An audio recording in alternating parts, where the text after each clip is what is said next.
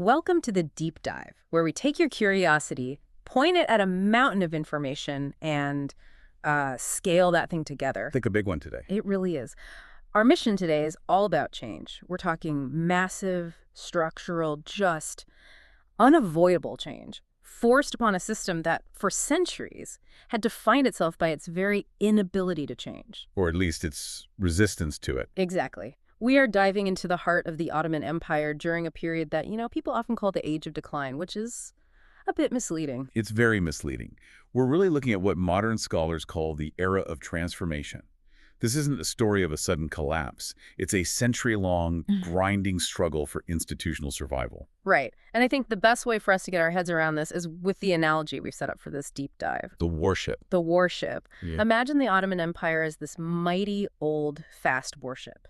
A magnificent vessel, but one designed purely for aggressive conquest, for sailing forward and firing relentless broadsides. And that's all it knows how to do. That's all it knows. But by the mid-16th century, this ship is it's too big. The timbers are aging, the design is getting obsolete for the new currents of global power, and now it has to convert itself mid-voyage and under fire into a heavy merchant vessel just to survive. And that conversion means dealing with everything at once. You've got internal leaks like rampant inflation. Right, administrative corruption. And external threats from these increasingly powerful European rivals.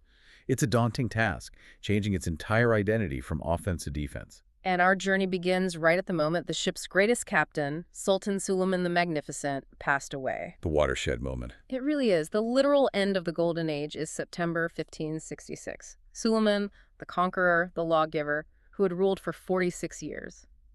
He dies in his tent during the siege of Sigetvar in Hungary. And this is where you see the first sign of the new reality. It's a moment of profound vulnerability for the state. They had to hide his death, didn't they? For a remarkable 48 days. His death was kept an absolute secret.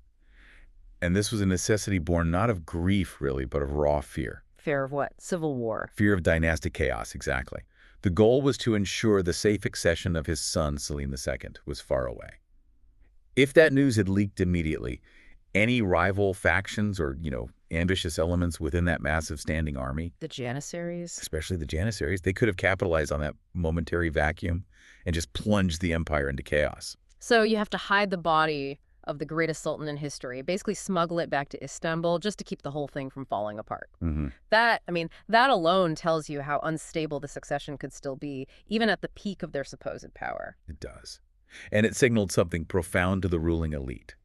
It signaled that the era of constant aggressive expansion, that model of the mobile, highly centralized war machine constantly funding itself through conquest and booty, was over. The warship couldn't rely on finding treasure anymore. Exactly. It needed stable bookkeeping. The state was forced to transition into a more sedentary, bureaucratic administration, one that could handle long, static frontiers and the complex governance of diverse territories without that constant influx of new resources from successful campaigns. So our deep dive today is tracking those foundational, structural changes. We're talking political, intellectual, military, economic, everything that began right at this moment and just accelerated through the 17th century. It's what allowed this immense empire to survive the shocks that followed, even if its ultimate destination was, very different from the conquering power of the past. Let's unpack this transformation, and we have to start right at the heart of power, which surprisingly moves from the battlefield tent to the domestic quarters of the Sultan. Segment 1, the Sultanate of Women and Succession Reform. The first major political shift is this dramatic centralization of authority, but it centralizes within the inner palace structure. Okay, so what does that mean in practice? It means that the sultans, post-Suleiman, became increasingly secluded. They spent less and less time actively campaigning or governing from horseback, and this created a distinct power vacuum at the administrative center. And a vacuum in politics never stays empty for long. Never. It was inexorably filled by the imperial harem. Right. And when most people think of the harem, they think of this exotic, maybe scandalous place. But the sources reveal it as a highly sophisticated political institution, don't they? Oh, far from the fantasy. It wasn't just hundreds of consorts.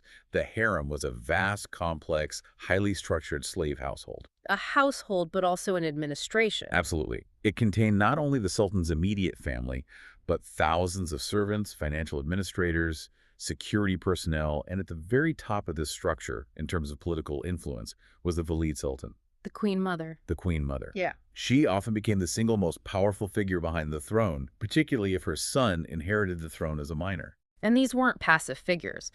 The sources paint them as powerful matriarchs, calling them the strongest props of the state.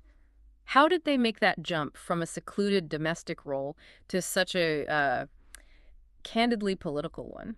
Because the entire imperial structure relied on them. They were the key to maintaining dynastic continuity and stability, especially during periods of weak or infant sultanic rule. So they were the failsafe. They were the ultimate failsafe. Figures like Nurbanu Sultan, who's the mother of Murad III, and later Safise Sultan, the mother of Mehmed III, they just stepped right into this gap. They took over the daily running of the court, they controlled access to the sultan, and they wielded immense patronage power. So they could influence who got the top jobs, like the Grand Vizier? Absolutely. They influenced the appointments of the Grand Vizier and other high offices. Their network was everything. I remember reading about their international correspondence. I mean, that gives us a clear measure of their political standing, doesn't it? The outside world saw them as players. Indeed. The sources detail how Nurbanu and Safiye corresponded directly with foreign heads of state. We're talking the Venetian Doge, even Queen Elizabeth I of England. And these weren't just, polite letters. Not at all. These letters involved high-level political negotiations, often about maritime trade routes, commercial treaties, serious state business. This shows you their accepted position as vital, even if unofficial, international political actors. So they became the stabilizing force, almost like regents in all but name. They were effective regents for their sons who might be ill-equipped or just too young to rule. And then, of course, there's Kösem Sultan. Ah, yes. She dominates the first half of the 17th century. She really has to be the ultimate embodiment of this new power structure. Kösem Sultan is the perfect case study. Yeah. I mean, she's the mother of two sultans and the grandmother of a third. She literally ruled the empire for decades, either as Valide Sultan or as the recognized regent. Her political experience must have been unmatched. Unmatched by anyone outside the Grand Vizierate. This whole shift to the harem fundamentally reinforced the political utility of that mother-son bond for the dynasty's survival, which was critical given the other massive change happening in succession. The end of fratricide. The end of royal fratricide. Let's talk about that because it's arguably the most radical institutional fix of the entire century. It stabilizes the dynasty, but at the same time, it seems to undermine the quality of its future leaders. That's the paradox. So we're moving from the old rule of survival of the fittest, basically a battle royale among the princes, to what's called agnatic seniority or ekberiyet. This change was absolutely crucial. Before the 17th century, succession was a bloody free-for-all. When a sultan died, his sons, who were all out in the provinces governing territories, these sanjaks, Getting real-world experience. exactly, learning how to rule. They would all rush to the capital. The winner, the one who secured the throne, almost invariably executed all of his brothers and his nephews. Which is grim, but you can see the logic. It prevents civil war. It was a grim practice, yes, but it was designed to prevent the devastating civil wars that plagued the early history of the empire, like the interregnum after Bayezid the sisters' defeat in 1402. And this law of seniority, ekberiyet, changes everything. Completely. Under the new system, which really stabilizes by the mid-17th century, the throne automatically passes to the eldest male member of the dynasty. It doesn't matter if he's the son, the brother, or even the cousin of the previous sultan. It's a brilliant institutional solution to end the constant bloodshed. It is. The dynasty survives. Its bloodline is secured. No more costly civil wars. But every solution has a price, and it seems like this dynastic stability came at the cost of training future leaders. And that is the essential paradox of the 17th century.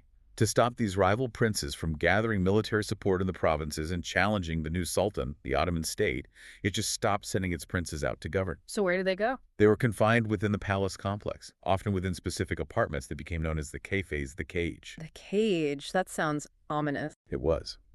So princes, they just lost their access to public adulthood. They couldn't gain any military or administrative experience.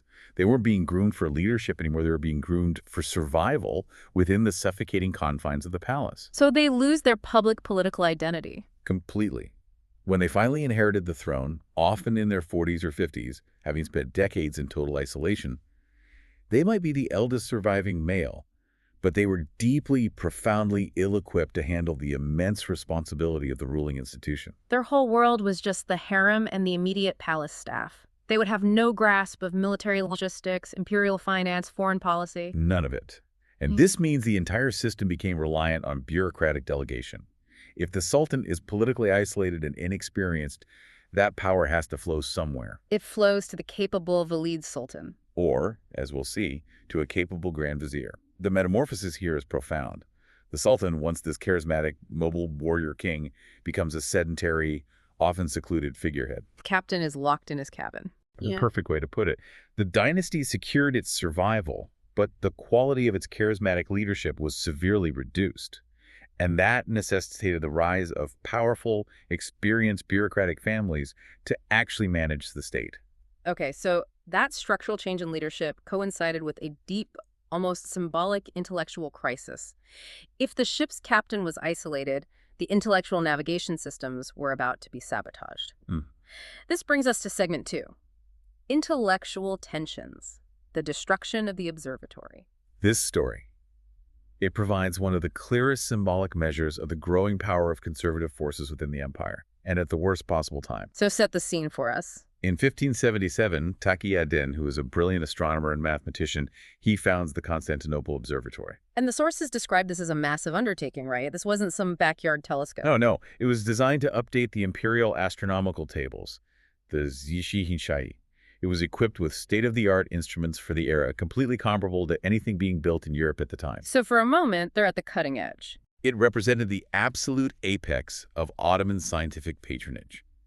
For a brief, shining moment, the Ottoman Empire was on par with, or maybe even ahead of, its European rivals in astronomical observation. But its life was tragically short. Cut down by institutional resistance. So let's clearly define that institutional conflict. We've talked about the two great institutional parties of the Ottoman state. Right. So on one side, you have the ruling institution. That's the palace elite, the military, the administrative bureaucracy.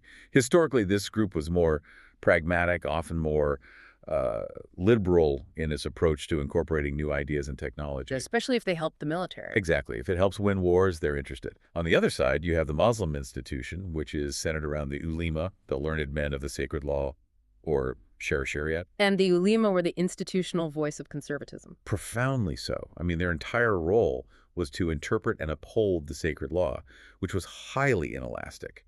Now, on the one hand, this protected the populace from the absolute whims of a sultan. Because even the Sultan was subject to the Shari. Exactly.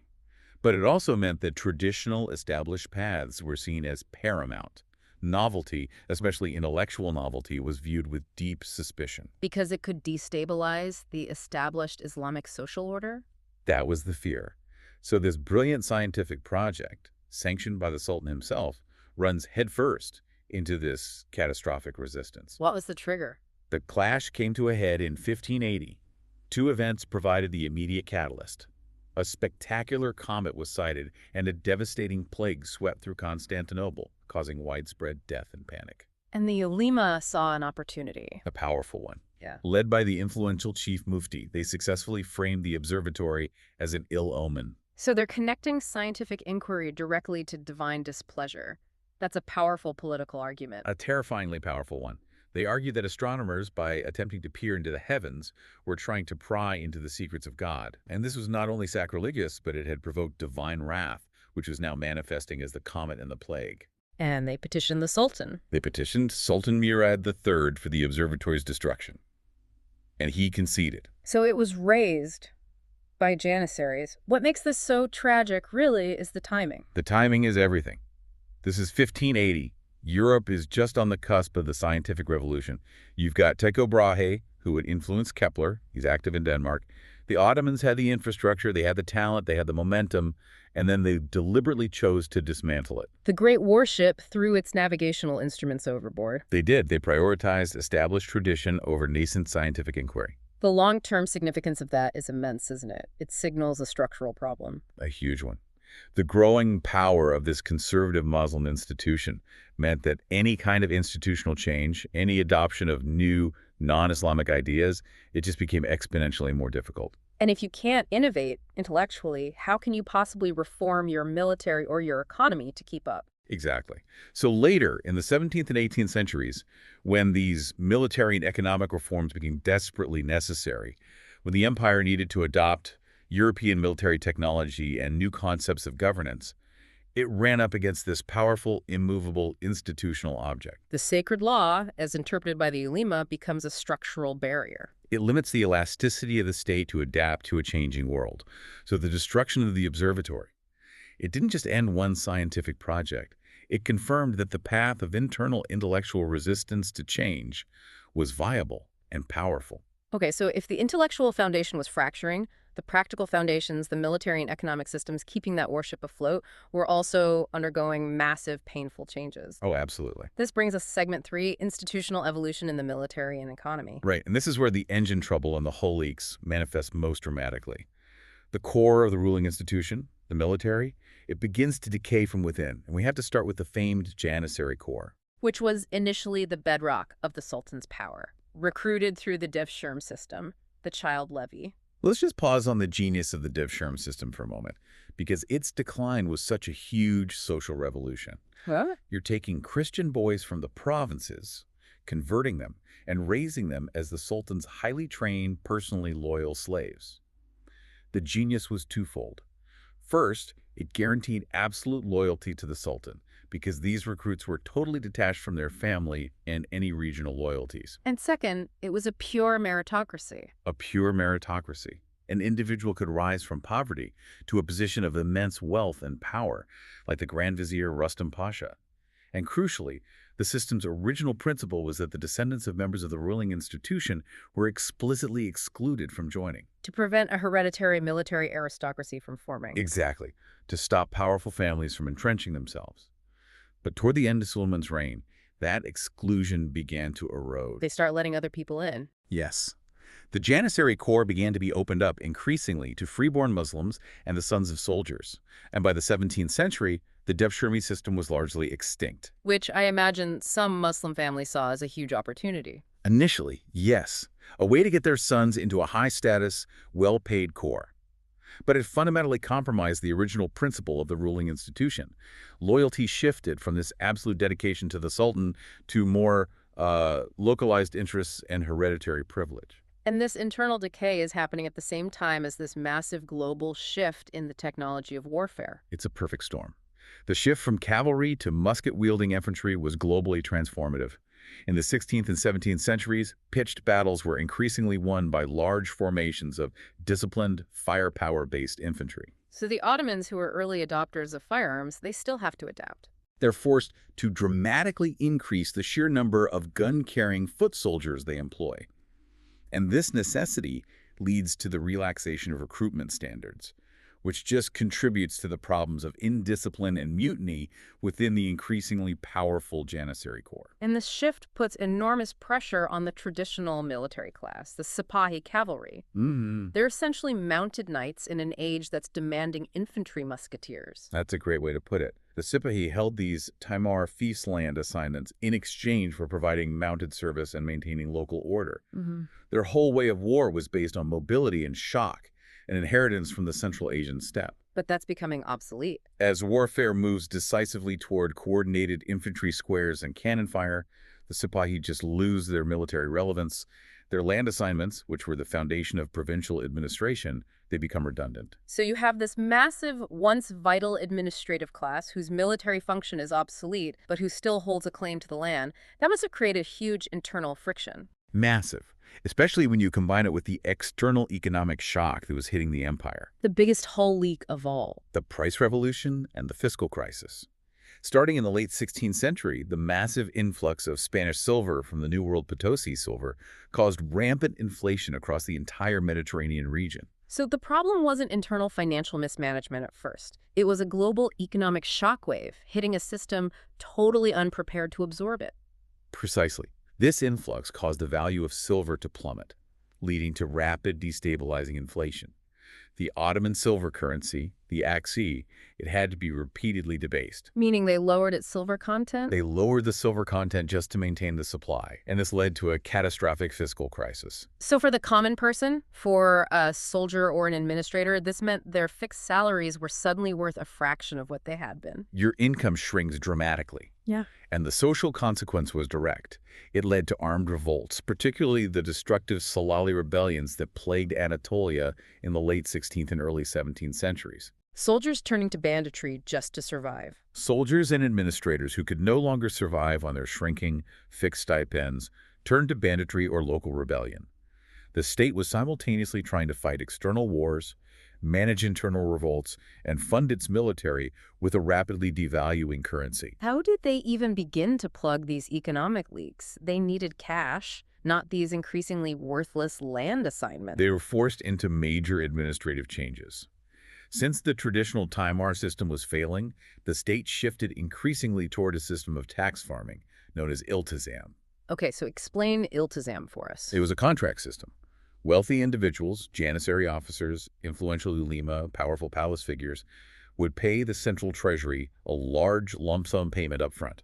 And in exchange? In exchange, they were granted the right to collect taxes from a specific province or district for a set period, often 3 years. This provided the government with immediate cash, the fuel for the warship. But I have to ask, at what cost? The cost was efficiency and equity. The system just encouraged corruption. Tax farmers naturally sought to extract as much wealth as possible from the peasants and landowners in the short term to maximize their own profit. Leading to severe exploitation in the provinces. And displacement, yes. What's more, the Ottoman administrators, they never really embraced the dynamics of the capitalist and mercantile economies that were making Western Europe so wealthy.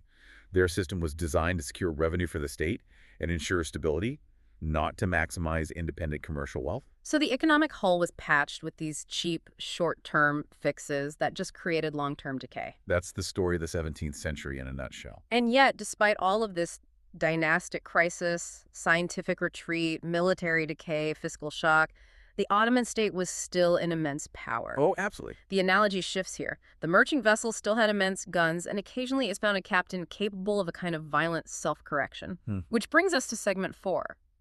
The Titan returns with Sultan Murad IV.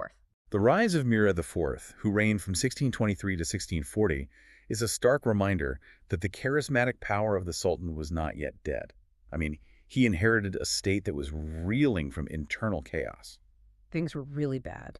The disastrous, unstable reign of his uncle, Mustafa I, the murder of his own brother Osman II by mutinous Janissaries. The state was practically ungovernable, controlled by harem factions and rebellious soldiers. So he represents a violent, decisive reaction against all that chaos? Absolutely. Murad I personally restored central authority through extreme, often brutal, measures. He famously crushed domestic revolts, executed the ringleaders of the rebellious Janissaries and Sipahes, and enforced these incredibly strict moral and administrative codes. He essentially dragged the state back towards centralized discipline. He did. This is the old model of the ruling institution reasserting itself with immense, terrible force. And crucially, he returned to the older tradition of the campaigning sultan. He didn't stay secluded in the palace. And this was vital for morale and for legitimacy. He personally led his armies into the field, reminding everyone that the sultan was still the ultimate martial authority, and his primary military focus was directed east. Towards the constant geopolitical drain on the Eastern Front. The long-standing conflict with the Safavids of Persia. Right. This conflict had been a source of intermittent war and resource diversion for nearly 150 years. It defined the eastern border, and it sucked immense resources away from any European operations. So Murad saw the strategic necessity of ending this perpetual struggle. He did. His crowning military achievement was the successful reconquest of Baghdad in 1638. And this wasn't just a military victory, it was a psychological one. It confirmed Ottoman dominance over Iraq and solidified their claim to the holy cities of Islam. And the diplomatic outcome of that campaign was pivotal for the entire century, the Treaty of Zuhab in 1639. This is a truly significant milestone. The Treaty of Zuhab established a permanent, stable border between the Ottoman and Persian empires, a border running roughly along the lines that still define the modern borders between Turkey, Iraq, in Iran. So by ending that 150-year conflict, they achieve massive strategic relief. It allows the ship to effectively seal off its eastern flank and refocus its remaining military energy entirely toward Europe and the Mediterranean. This stabilization provided the breathing room necessary for the next great wave of internal reform. So Murad I's reign shows that the state's core mechanisms for military efficiency and centralized authority could still be violently restored. But only by an exceptionally capable and ruthless individual forcing the system back into line. It wasn't a sustainable fix. Because once he was gone, The brief, intense, authoritarian resurgence of Murad V couldn't solve the underlying institutional issues alone. Once he was gone, the inherent weaknesses of the system, particularly that reliance on an inexperienced sultan from the Cafés system, they resurfaced immediately. which leads us to our next segment, segment 5, the Köprülü Restoration. This is a kind of corporate turnaround, but led by bureaucracy. It is. The period following Murad IV was arguably the low point of the century, just profound chaos, culminating in the reign of Sultan Ibrahim, who was, sometimes mentally infirm or eccentric, And this allowed grand viziers to weaken and harem factions to just dominate the government. leading to massive fiscal insolvency. The sources describe a state on the brink of collapse, unchecked corruption, debased currency, mutinous Janissaries, and empty treasury. It's a disaster. And this chaos created the ultimate need for a bureaucratic strongman. And that role was filled by a remarkable dynasty of viziers, the Köprülü family. Right. The Grand Vizier, as the actual head of the ruling institution, the Sultan's chief deputy, holds immense power. Executive, judicial, administrative power. And the Köprülüs used this office to stabilize the empire.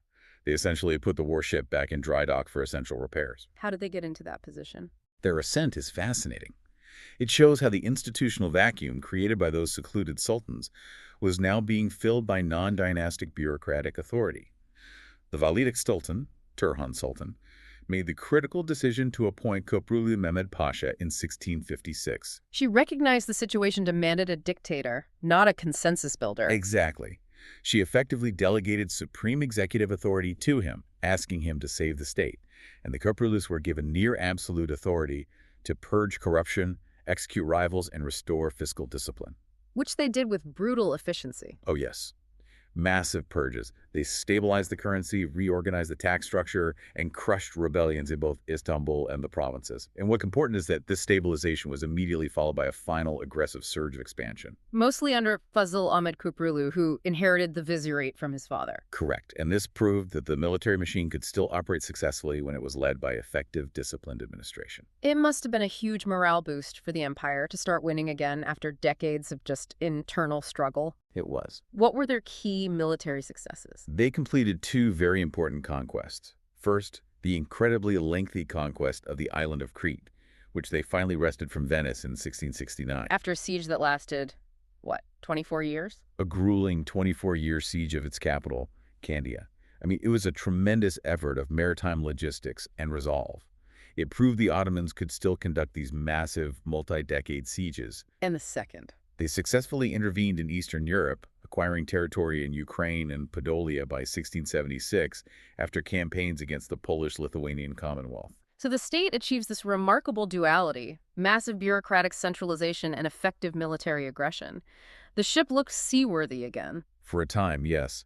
Psychologically, this renewed vigor gave the illusion that the era of constant expansion and invincible power was not over. So the metamorphosis from warship to merchant vessel was reluctant.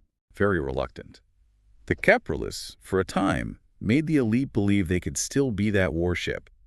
But this reliance on charismatic, short-term bureaucratic genius, rather than comprehensive institutional reform, it proved ultimately unsustainable when faced with the increasing power of a unified Europe. And that unsustainable high-wire act leads directly to the moment the great ship struck the reef. Segment 6, The Long Retreat, covering the years 1683 to 1700. The resurgence under the Köprülüs culminated in the ultimate gamble, and that gamble was the Second Siege of Vienna in 1683. Led by Grand Vizier Kara Mustafa Pasha. Fazıl Ahmed's successor and brother-in-law. He led an absolutely massive army right to the gates of the Habsburg capital of Vienna. This operation was a huge display of confidence driven by the Köprülü resurgence and arguably just Ottoman overconfidence. They thought the European powers were too fragmented to resist effectively. They miscalculated badly. Why did it fail so catastrophically given the size of the Ottoman force? Several factors converged. Logistical overreach was one, the siege lines were too thin, but most critically, the Ottoman leadership was completely surprised by the speed and the effectiveness of the counterattack. The Allied forces, led by King John Sobieski of Poland. They arrived precisely when the Ottomans were exhausted by the siege, and they just decisively routed Kara Mustafa Pasha's entire army. The sources describe the defeat as a complete disaster, psychologically and strategically. The rout shattered that long-held, almost sacred image of Ottoman military invincibility. In the West, yes, but also within the empire itself. This wasn't just a defeat.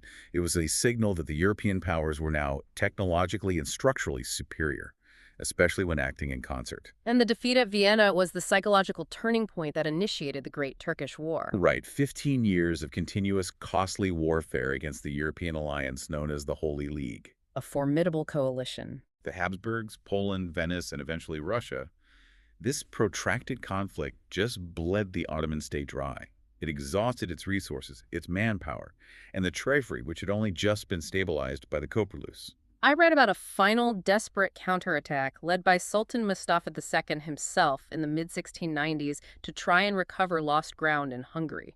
He did, but it was crushed at the disastrous Battle of Zenta in 1697. And that was the final nail. It was a complete annihilation of the Sultan's army by Prince Eugene of Savoy.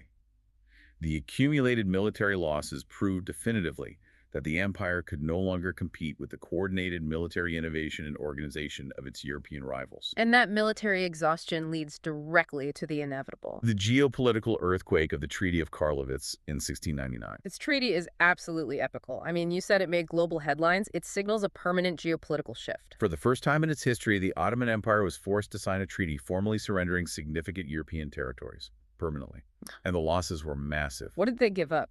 They ceded Hungary, Transylvania, and most of Croatia to the Habsburgs, significant portions of Ukraine and Podolia to Poland, and the Morea, the Peloponnese, to Venice. So the analogy holds. The merchant ship was forced to throw its heaviest, most valuable cargo overboard just to stay afloat. Exactly. By 1700, the metamorphosis was complete, whether the empire liked it or not. The Ottoman state had permanently transitioned into a defensive posture against these increasingly powerful, organized, and scientifically advanced European rivals. The identity of the empire was no longer defined by the pursuit of conquest, but by the necessity of bureaucratic organization and diplomacy, simply to hold on to what remained. The age of expansion was definitively over. Wow. So this deep dive, it really shows us that the 17th century was far more complex than just a simple narrative of decline. So much more complex. It was this chaotic, bloody, decades-long process of adaptation and internal restructuring. The rise of the Valide Sultans, the institution of Ekberiyat and the Kafes system, the ruthless efficiency of the Köprülü viziers. All of it. And that's what ultimately allowed the empire to survive the military and economic shocks of the era. The ship changed its structure, its crew, and its mission to stay afloat. So the problem wasn't a total inability to adapt. We saw brilliant adaptations. Murad IV, the shift to iltizam to plug fiscal gaps, the military expansion under the Köprülüs. The core issue was the speed of the change and the profound institutional resistance to accepting the new reality. Especially when that reality involved adopting ideas from powers they had traditionally viewed as inferior. Exactly. That structural inertia, particularly in intellectual and political philosophy, was immense. The resistance to change was built right into the most stable part of the entire system, the sacred law, as interpreted by the ulema. And that leads us to the final provocative thought. The Treaty of Karlowitz in 1699 was a shocking, tangible loss of territory that confirmed Europe's ascendancy. But given that deep-seated institutional inertia, symbolized by the destruction of the observatory a century earlier, how much did the Ottoman leadership truly grasp that the nature of global power had irrevocably changed by the time they signed that treaty? That's the question, isn't it? Did the Ottoman elite view Karlowitz as just a temporary setback?